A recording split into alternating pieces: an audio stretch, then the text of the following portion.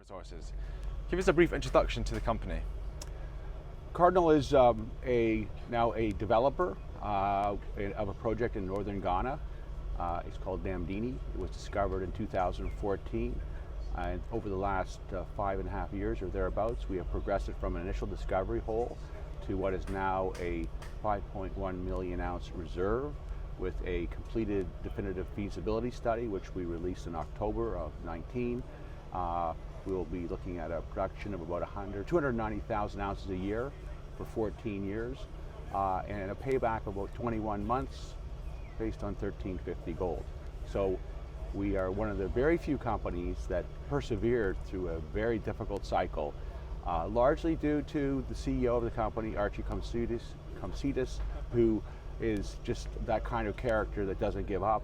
And so we are in this enviable position now to be one of the few companies with a 5 million ounce reserve in a pretty landscape that's barren of companies like that.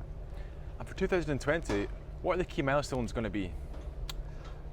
Key milestones for 2020 would be, the main one would be getting the financing package in place and then breaking ground on the construction of the facility, which will take about 30 months. It's a $400 million round number US build.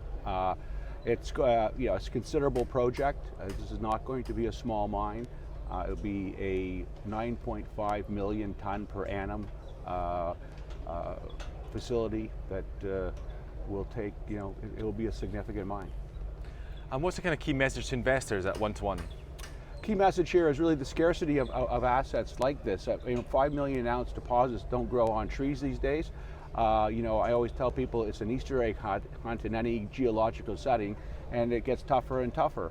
So we have one of those rare finds. It's a new discovery, so it has gotten a lot of attention. We have a very good shareholder base. In my view, a ridiculous valuation of roughly 150 or 60 million dollars Canadian against, you can call that 120 US against 5.1 million ounces of reserves ready to go. So we'll see. We're out there working on the financing package, but we're also mindful that in this environment, M&A is a possibility, and really the board, I think, has quite rightly taken the position that whatever is in the best interest of the shareholders will be what will be ultimately concluded, and we'll just see how it all plays out over the next 6 weeks or so. And it's day 2 of the conference. How are you finding it so far? Very good conference. It's unusual. I've been coming to Cape Town for many years now, and Indaba was sort of it. But honestly, it isn't any longer.